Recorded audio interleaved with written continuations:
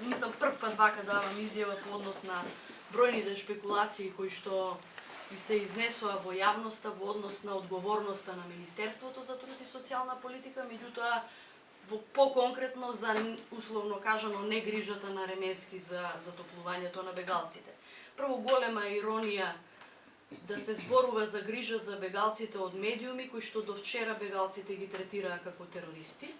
Тоа е едното прашање. Меѓутоа, второто прашање е тоа што е направено досега во однос на исполнувањето на обврските на Министерството за труд и социјална политика по однос на камповите, со сета почит кон сите досега реализирани активности во делот на затоплувањето и обезбедувањето на струја.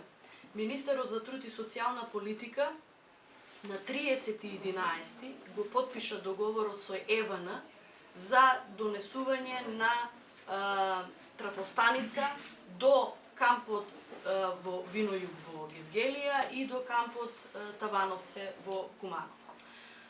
Премрежувањето електрично на струјата, односно донесувањето на струја до камповите, до шаторите и до сите објекти кои што се на просторот на Винојуг и на Табановце е обврска на фирма која што е избрана пред една недела.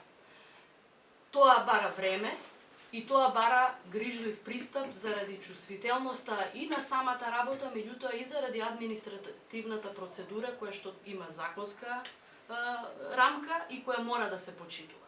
Не е доволно владата само да донесе одлука за прогласување на воредна состојба на јужната и на северната граница во делот на бегалските кампови. Туку навремено да пристапи кон организирање и спроведување на сите задолженија кои што си ги зеле за обврска надлежните институции, меѓу кои што и Министерството за труд и социјална политика.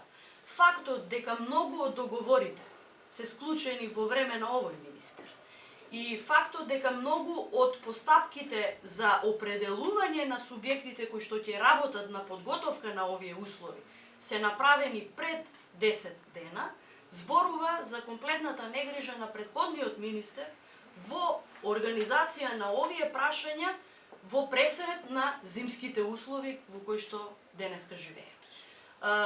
Трајната струја и загревањето на камповите ќе се обезбеди во првиот момент кога ќе се направи приклучокот на камповите на трафовите кои што ги има поставено ЕВН, а тоа очекуваме да биде денеска и најдоцна до крајот на неделата.